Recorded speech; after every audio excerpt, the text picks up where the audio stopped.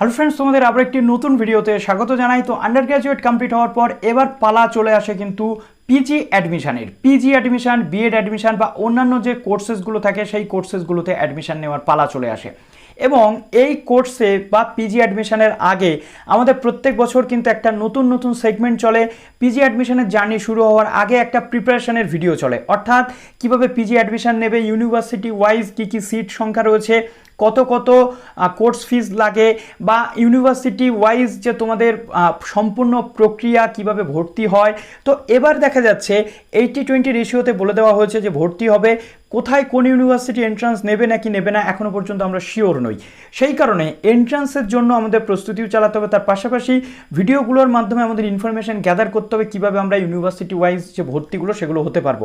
Already আমরা Calcutta university, wbsu এবং বর্ধমান ইউনিভার্সিটির আপডেট শেয়ার করেছি তোমাদের সাথে। আজকের এই ভিডিওতে নিয়ে চলে এলাম কল্যাণী ইউনিভার্সিটি। কল্যাণী ইউনিভার্সিটির পোস্ট গ্র্যাজুয়েশনে কী কী কোর্স করানো হয়, পোস্ট গ্র্যাজুয়েশনে কোর্সগুলোতে ভর্তি হতে গেলে কী কী যোগ্যতা লাগে, এবং বিএড করার ক্ষেত্রে তোমাদের কী কী বিষয় রয়েছে, সম্পূর্ণ তথ্যগুলো এবং কত সিট থাকে, কী কী সমস্ত তথ্য থাকে, কোর্স ফিস কেমন হয়ে থাকে, এবং এখানে চান্স পেতে গেলে কাট অফ কেমন কি থাকে গতবারের রেশিওতে, সেটা তোমাদের সামনে বলতে চলে এলাম। কাজেই যারা নতুন আছো এই চ্যানেলে অবশ্যই চ্যানেলটিকে সাবস্ক্রাইব করে বেল আইকনটি প্রেস করে দাও, যাতে ওয়েস্ট বেঙ্গলের সমস্ত পিজি অ্যাডমিশন রিলেটেড আপডেটগুলো এখান থেকে তোমরা টাইম টু টাইম পেয়ে যাও। তো চলো এবার আর কথা না বাড়িয়ে শুরু করা যাক আজকের ভিডিওটি। তো প্রথমত কল্যাণী ইউনিভার্সিটি পিজি এবং বিএড অ্যাডমিশন 2022-23-এর যে সেগমেন্ট, এটা আজকে আমাদের হতে চলেছে। এই ভিডিওটির মাধ্যমে আমরা সেটা দেখব। কাট অফ নামার সম্ভাবনা রয়েছে, তাই প্রত্যেকটা সাবজেক্টে কিন্তু তোমাদের প্রত্যেকটা ইউনিভার্সিটিতে কিন্তু আবেদন তোমাদেরকে করতেই হবে। তো চলো একদম প্রথমে আমরা দেখে নিচ্ছি কল্যাণী ইউনিভার্সিটির কী কী সাবজেক্ট পড়ানো হয়। প্রথমত কল্যাণী ইউনিভার্সিটির অন্তর্গত বিভিন্ন কলেজে আমরা যদি দেখি, এখানে দেখো প্রথমত কল্যাণী ইউনিভার্সিটিতে কী কী সাবজেক্ট পড়ানো হয়, তার সিট সংখ্যা কত। প্রথমত কল্যাণীতে বাংলা পড়ানো হয়ে থাকে, 215টা সিট থাকে। কল্যাণীতে ইংলিশ পড়ানো হয়ে থাকে আর্টসের দিক থেকে 135টা সিট। আমি কিন্তু কল্যাণী ইউনিভার্সিটির শুধু মেন ক্যাম্পাসগুলোই বলছি, কলেজগুলো নিয়ে পরবর্তী ক্ষেত্রে আসবো। তো প্রথমত হিন্দি পড়ানো হয়ে থাকে, এবং এই প্রত্যেকটা সাবজেক্টে কিন্তু তোমরা আবেদন করতে পারো। যার যার নিজের সাবজেক্টে যদি অনার্স থাকে, প্রত্যেকটা সাবজেক্ট যদি অনার্স থাকে তবে কিন্তু আবেদন করতে পারবে।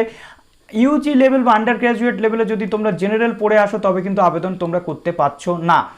তারপর রয়েছে সংস্কৃতে 60টা সিট এখানে থাকে। তারপরে রয়েছে হিস্ট্রিতে 42টা সিট থাকে। পলিটিক্যাল সায়েন্সে 132টা সিট থাকে, সরি এটা 142টা হবে। ফিলোসফিতে থাকে 60টা সিট, ইকোনমিক্সে থাকে 60টা সিট, সোশিওলজিতে থাকে 35টা সিট, এবং ফোকলোর যেটা কল্যাণী ইউনিভার্সিটির one of the leading course, সেখানে কিন্তু থাকে 25টা সিট। নেক্সট যদি আমরা দেখছি, কল্যাণী ইউনিভার্সিটিতে এম.কমে 75টা সিট রয়েছে, মাস্টার অফ লাইব্রেরি ইনফরমেশন সায়েন্সে রয়েছে 30টা সিট, এবং এখানে তোমরা পাচ্ছ life long learning and extension, এখানে পাচ্ছ 10টা সিট। 66টা সিট পাচ্ছ বটানিতে, কেমিস্ট্রিতে পাচ্ছ 82টা সিট, এনভায়রনমেন্টাল সায়েন্সে পাচ্ছ 28টা সিট, ম্যাথমেটিক্সে পাচ্ছ 115টা সিট, মাইক্রোবায়োলজিতে পাচ্ছ 30টা সিট, ফিজিক্সে পাচ্ছ 72টা সিট, এবং এখানে সাইকোলজিতে সিট সংখ্যাটা এখানে আমি লিখতে ভুলে গেছি, এটা তোমরা কমেন্ট সেকশনে একটু কমেন্ট করে দিও, আমি তোমাদেরকে বলে দেবো যে সাইকোলজিতে কটা সিট এখানে রয়েছে। তারপর দেখো এমএসসি, অর্থাৎ এবার চলে আসছি আমরা সায়েন্সের ক্ষেত্রে। এমএসসিতে আমরা পাচ্ছি 60টা সিট, স্ট্যাটিস্টিক্সে আমরা জুওলজিতে পাচ্ছি 68টা সিট, আমরা এখানে বায়োকেমিস্ট্রিতে পাচ্ছি 30টা সিট, বায়োফিজিক্সে পাচ্ছি 20টা সিট, বায়োটেকনোলজি মলিকিউলার বায়োলজিতে পাচ্ছি 30টা সিট, জিওগ্রাফিতে 50টা সিট পাচ্ছি, এনভায়রনমেন্টাল ম্যানেজমেন্টে 35টা সিট পাচ্ছি, এডুকেশনে পাচ্ছি 92টা সিট। এডুকেশন তোমরা এমএ অথবা এমএসসি দুভাবে করতে পারছো। এমআরএস বা মাস্টার অফ রুরাল স্টাডিজে পাচ্ছি আমরা 20টা সিট, কম্পিউটার সায়েন্সে পাচ্ছি 20টা সিট, ফুড নিউট্রিশনে পাচ্ছি 20টা সিট, এবং ডেটা সায়েন্সে পাচ্ছি আমরা কিন্তু 35টা সিট। এই প্রত্যেকটা সাবজেক্টে আবেদন করতে গেলে কত কত মার্কস লাগে, কি বিষয়, সেটা এর পরবর্তীতেই তোমাদেরকে বলে দিচ্ছি। তো এই কটা সাবজেক্ট কিন্তু কল্যাণী ইউনিভার্সিটিতে পড়ানো হয়ে থাকে। টোটাল 32টা সাবজেক্ট এখানে পড়ানো কিন্তু কল্যাণী ইউনিভার্সিটিতে তোমাদের। এলিজিবিলিটি ক্রাইটেরিয়া আমরা যদি প্রথমে দেখো, applicant should process in 3 year under graduate honours degree, অর্থাৎ অনার্স থাকলেই তোমরা আবেদন করতে পারবে। অ্যাপিয়ারিং ক্যান্ডিডেটস, অর্থাৎ যাদের রেজাল্ট অ্যাওয়েট থাকবে তারা কিন্তু আবেদন করতে পারবে না। রেজাল্ট শুড বি পাবলিশড, অর্থাৎ অ্যাপ্লিকেশান শুরু হওয়ার আগে, যেটা 1 সেপ্টেম্বর থেকে কিন্তু শুরু হবে অ্যাপ্লিকেশান প্রসেস, তার আগে কিন্তু তোমাদের এই যে সম্পূর্ণ প্রসেসটা কিন্তু কমপ্লিট হয়ে থাকতে হবে, অর্থাৎ তোমাদের রেজাল্ট কিন্তু পাবলিশ হয়ে থাকতে হবে। তো এটা আমরা দেখে নিলাম। বিভিন্ন সাবজেক্ট ওয়াইজ যে বিষয়গুলো থাকে সেগুলো দেখে নেব। প্রধানত Bangla, English, Hindi, Sanskrit, history, political science, philosophy, sociology, এই সমস্ত সাবজেক্ট অর্থাৎ 80-20-তে এবারেও ভর্তি হবে, সুতরাং এগুলো তোমাদের মাথায় রাখতে হবে। দেখো এখানে কি বলা হচ্ছে, প্রথমত আমরা কিন্তু এখানে একটা জিনিস পরিষ্কারভাবে দেখতে পাচ্ছি যে ব্যাচেলার ডিগ্রি অর্থাৎ BA honours with respective subject, এই সাবজেক্টগুলোতে থাকলেই তবেই তোমরা কিন্তু এমএ এর জন্য আবেদন করতে পারবে। নেক্সট M.A M.Sc বা এই যে সাবজেক্টগুলো বললাম, এরপর আসছে MA ইন ফোকলোর। তো ফোকলোর বা এই জাতীয় সাবজেক্ট এগুলো হচ্ছে এমনই একটা সাবজেক্ট যে সাবজেক্টগুলো কিন্তু আমাদের সাধারণত আন্ডার গ্র্যাজুয়েট লেভেলে পায় না। তার জন্য কি করতে হচ্ছে, BA, BSc, B music, B fine in folklore, অর্থাৎ এই সাবজেক্টে ফোকলোরে যদি আমাদের থাকে, ফোকলোরে অনার্স যদি আমরা করে আসি তবে কিন্তু আমরা এখানে আবেদন করতে পারবো। কিন্তু বাংলা, সংস্কৃত, কিন্তু তার পাশাপাশি Bangla, Sanskrit, Hindi, Santali, comparative literature, linguistic থেকে শুরু করে এতগুলো সাবজেক্টের অপশান রয়েছে। এই সাবজেক্টগুলো বা অ্যাপ্লাইড আর্ট, রবীন্দ্র সঙ্গীত, পেন্টিং, স্কাল্পচার, এই সমস্ত সাবজেক্ট যেগুলো রয়েছে এখানে তোমরা দেখতে পাচ্ছ, এই সাবজেক্টগুলোতে যদি আমার অনার্স থাকে আমি কিন্তু এই ফোকলোরের জন্য এলিজেবল। তারপরে আসছে কি এম.কম এর ক্ষেত্রে দেখো ব্যাচেলার ডিগ্রি অর্থাৎ B.Com অনার্স করে আসলে তুমি আবেদন করতে পারছো। তারপরে লাইব্রেরি ইনফরমেশন সায়েন্স, দেখো যে কোনো শাখার অনার্স গ্র্যাজুয়েট তুমি কিন্তু এখানে যদি হয়ে থাকো তাহলে কিন্তু তুমি এখানে আবেদন করতে পারছো। অর্থাৎ ML master of library information সায়েন্সের ক্ষেত্রে দেখো bachelor degree with honours or its equivalent, arts, humanities, social science, science technology, এই সমস্ত সাবজেক্টে যদি তোমার থাকে তাহলে কিন্তু তুমি এই যে MLIS এর জন্য আবেদন করতে পারবে। তারপরে লাইফ লং লার্নিংয়ের ক্ষেত্রেও সেম, যে কোনো সাবজেক্টে অনার্স করে আসলে তুমি আবেদন করতে পারবে। কিন্তু একটা বিষয় উল্লেখ করা হয়েছে, BFA যদি তোমার থাকে কিন্তু তুমি আবেদন করতে পারছো না। এরপর যদি আমরা দেখছি সায়েন্সের ক্ষেত্রে, তো এখানে বটানি, কেমিস্ট্রি, এনভায়রনমেন্টাল সায়েন্স, তারপরে তোমার এখানে রয়েছে দেখো ম্যাথমেটিক্স বা মাইক্রোবায়োলজি, ফিজিক্স, ফিজিওলজি, স্ট্যাটিস্টিক্স এবং জুওলজি, এই কটা সাবজেক্টে যদি তোমার অনার্স থাকে তবে কিন্তু তুমি আবেদন করতে পারছো। নাম্বারের কোনো বাধ্যবাধকতা এখানে কিন্তু দিয়ে দেওয়া হয়নি। তারপর দেখো বায়োকেমিস্ট্রির ক্ষেত্রে তোমার এখানে রয়েছে কেমিস্ট্রি, বায়োকেমিস্ট্রি, ফিজিওলজি, জুওলজি, যে কোনো সাবজেক্টে অনার্স থাকলে তুমি আবেদন করতে পারছো। তারপরে এখানে দেখো রয়েছে কি বায়োফিজিক্স, এখানে তোমার physics, chemistry, biochemistry, zoology, physiology, microbiology, molecular biology, এইগুলো থাকলে তুমি কিন্তু এখানে আবেদনযোগ্য, কোনো প্রবলেম তোমার নেই। তারপরে মলিকিউলার বায়োলজি এবং বায়োটেকনোলজিতে MSc করতে গেলে তুমি দেখো এখানে একাধিক সাবজেক্টের যে জায়গা দেওয়া রয়েছে, এই সাবজেক্টগুলোতে যদি তুমি অনার্স করে আসো তাহলে কিন্তু তুমি আবেদন করতে পারবে। নেক্সট এবার আমরা দেখতে পাচ্ছি জিওগ্রাফি অনার্স থাকলে আবেদন করতে পারছো। তারপরে MSc এনভায়রনমেন্টাল ম্যানেজমেন্ট, এখানেও দেখো একাধিক সাবজেক্ট রয়েছে। এই টোটাল সাবজেক্টগুলো তোমরা একটু দেখে নিচ্ছ, যার কারণে আমি আজকে আর বললাম না মুখে, আমি সরাসরি তোমাদের দেখিয়ে দিচ্ছি যাতে তোমাদের মিস না হয়ে যায়। তারপরে রয়েছে এডুকেশন, M.A.M.Sc এডুকেশনে অনার্স থাকলে তুমি আবেদন করতে পারছো, অথবা এডুকেশনে যদি তোমার B.Ed থাকে তবেই তুমি এডুকেশন এর জন্য আবেদন করতে পারছো। অর্থাৎ তোমার অনার্স থাকলে এডুকেশনে তবেই আবেদন করতে পারবে। আবার যদি তুমি B.Ed করে আসো, এডুকেশন অনার্স দেখা যাচ্ছে তোমার ছিল না, B.Ed করা থাকলে কিন্তু তুমি এলিজিবল হয়ে যাচ্ছ। তারপরে রয়েছে মাস্টার অফ রুরাল স্টাডিজ, অর্থাৎ রুরাল স্টাডিজের ক্ষেত্রে এখানে BA অনার্স অথবা BSc অনার্স অথবা B.Com অনার্স, যে কোনো সাবজেক্টে থাকলে তুমি এখানে আবেদন করতে পারছো। অর্থাৎ যদি একটা ক্যান্ডিডেট বাংলা অনার্স করে আসে, যদি একটা ক্যান্ডিডেট ইংলিশ অনার্স করে আসে, যদি একটা ক্যান্ডিডেট ধরো ফিজিক্স অনার্স করে আসে, প্রত্যেকে কিন্তু MRS এর জন্য এলিজিবল হয়ে যাবে। তো নেক্সট পেজে আমরা চলে যাচ্ছি। দেখো নেক্সট পেজ কিন্তু এখানে তোমাদের আরও কিছু সাবজেক্ট এখানে দেওয়া রয়েছে, আমরা দেখে নেব। কম্পিউটার সায়েন্সের ক্ষেত্রে দেখো কি কি বলা রয়েছে। কম্পিউটার সায়েন্সের ক্ষেত্রে এখানে MSc ইন কম্পিউটার সায়েন্স যদি করতে চাও তাহলে এলিজিবিলিটি ক্রাইটেরিয়া 80% ক্যাটেগরি হোম, যারা রয়েছে BSc অনার্স থাকতে হবে কম্পিউটার সায়েন্সে, তবেই তুমি আবেদনযোগ্য।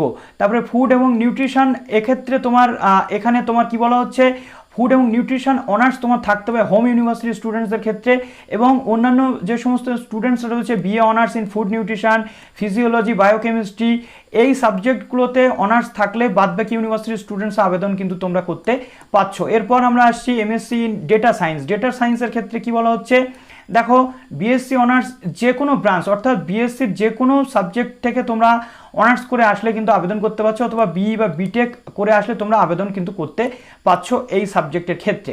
তো এখান থেকে এই সমস্ত বিষয়গুলো চলে আসলো। এরপর আবেদন শুরু হলে অবশ্যই তোমাদের সামনে ভিডিও নিয়ে চলে আসছি, চিন্তার কিন্তু কোনো কারণ নেই। এবার আমরা চলে আসছি কল্যাণী ইউনিভার্সিটির যে B.Ed, অর্থাৎ বিএড এর ক্ষেত্রে কি কি বিষয় কল্যাণী ইউনিভার্সিটিতে থাকে সেইটা আমরা এবার কিন্তু দেখে নেব। যে মতো বিএড এর ক্ষেত্রে কল্যাণী ইউনিভার্সিটিতে তোমরা পেয়ে যাচ্ছ 50টা সিট, এবং এলিজিবিলিটি ক্রাইটেরিয়া প্রত্যেকটি ইউনিভার্সিটির যে একই নিয়ম সেটাই থাকে। 50% মার্কস তোমাদের ব্যাচেলার ডিগ্রি অথবা মাস্টার ডিগ্রিতে থাকলে তোমরা আবেদন করতে পারছো। এবং এখানে ব্যাচেলার অফ ইঞ্জিনিয়ারিং অর্থাৎ বিসিএ, এমসিএ, ম্যাথমেটিক্স সাবজেক্ট নিয়ে যারা করে এসেছো বা ইঞ্জিনিয়ারিং টেকনোলজি প্রত্যেকে আবেদন করতে পারছো, কিন্তু সেই ক্ষেত্রে 5% নাম্বার বেশি লাগে অর্থাৎ 55%। ফ্রেশার ক্যান্ডিডেটদের 50 মার্কস এই যে সাবজেক্টগুলো বা নিজের নিজের সাবজেক্টে থাকা বাধ্যতামূলক, যদি না থাকে তোমরা পাশে যদি থাকে তাও কিন্তু তোমরা এলিজেবল হয়ে যাবে। তারপরে রয়েছে দেখো, in case of general graduate the total marks obtained in general subject will be considered. অর্থাৎ যদি তুমি পাস নিয়ে পড়ে থাকো, বিএড করতে পারছো, সেক্ষেত্রে পাশের সমস্ত যে পেপারগুলো থাকবে ওভারঅল মার্কস যদি 50% থাকে, পাশের গ্র্যাজুয়েট হয়ে থাকলে তুমি কিন্তু আবেদন যোগ্য। তারপর দেখো ফ্রেশার ক্যান্ডিডেটদের ক্ষেত্রে এবং ডেপুটেড ক্যান্ডিডেটদের ক্ষেত্রে মেরিট লিস্ট কিন্তু আলাদা আলাদাভাবে তৈরি হয়।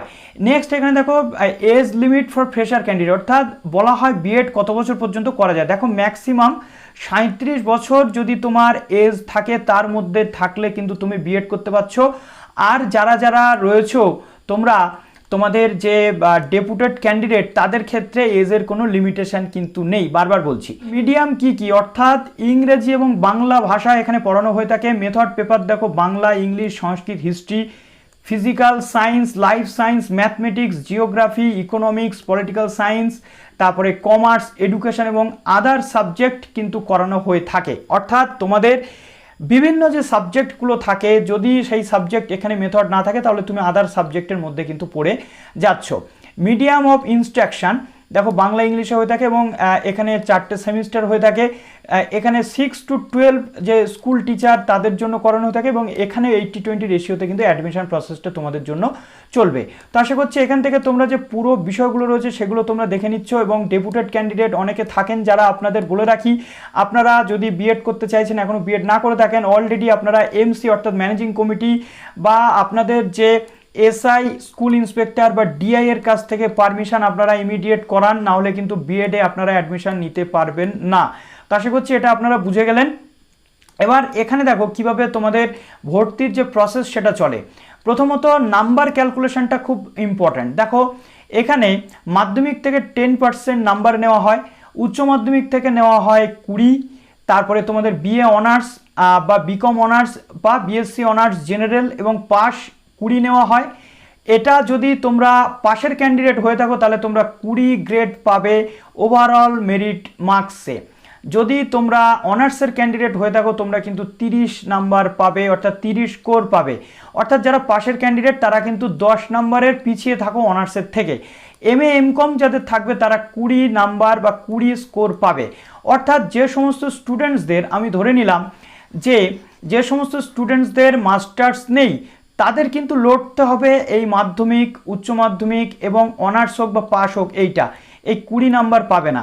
সেই কারণে বলি, যাদের মাস্টার্স নেই তারা কিন্তু গভর্নমেন্টের, অর্থাৎ কল্যাণী ইউনিভার্সিটি যেহেতু একটা গভর্নমেন্ট ইনস্টিটিউশন, প্রাইভেট নয়, এখানে চান্স পাওয়াটা একটু সমস্যা। তাদের জন্য বেশিরভাগ ক্ষেত্রে প্রেফারেবল হচ্ছে প্রাইভেট ইনস্টিটিউশন। যারা কিনা আন্ডার গ্র্যাজুয়েট করে বিএড করতে আসছো তাদের জন্য বলছি, এটা খুবই মাথার মধ্যে বিষয়টাকে ঢুকিয়ে নেবে।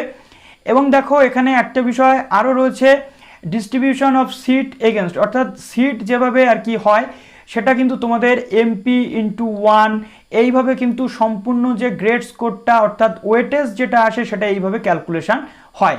আশা করছি এখান থেকে তোমরা বুঝে গেলে। এখানে একটা জিনিস কিন্তু ক্লিয়ার, যে উচ্চ মাধ্যমিকের বেস্ট অফ 5 যে মার্কস, সেই মার্কস কিন্তু ক্যালকুলেশন করা হয়। বেস্ট অফ 4 এর মার্কস কিন্তু ক্যালকুলেশন করা হয় না, বেস্ট অফ 5 এর মার্কস কিন্তু তোমাদের ক্যালকুলেশন করা হয় এখানে। এখান থেকে তোমাদের যে কমপ্লিট গাইডলাইন সেটা আমি দিয়ে দিলাম কল্যাণী ইউনিভার্সিটিতে পিজি অ্যাডমিশন বা এই সমস্ত অ্যাডমিশনের জন্য। এর পরবর্তী ক্ষেত্রে তোমাদের জন্য আর অন্যান্য কোর্স যেগুলো রয়েছে সেগুলো নিয়েও খুব শীঘ্রই চলে আসবো। ভালো থেকো সবাই, বেস্ট অফ লাক জানাচ্ছি, অল দ্য বেস্ট। আবার নতুন কোনো ইউনিভার্সিটি নিয়ে খুব শীঘ্রই চলে আসছি।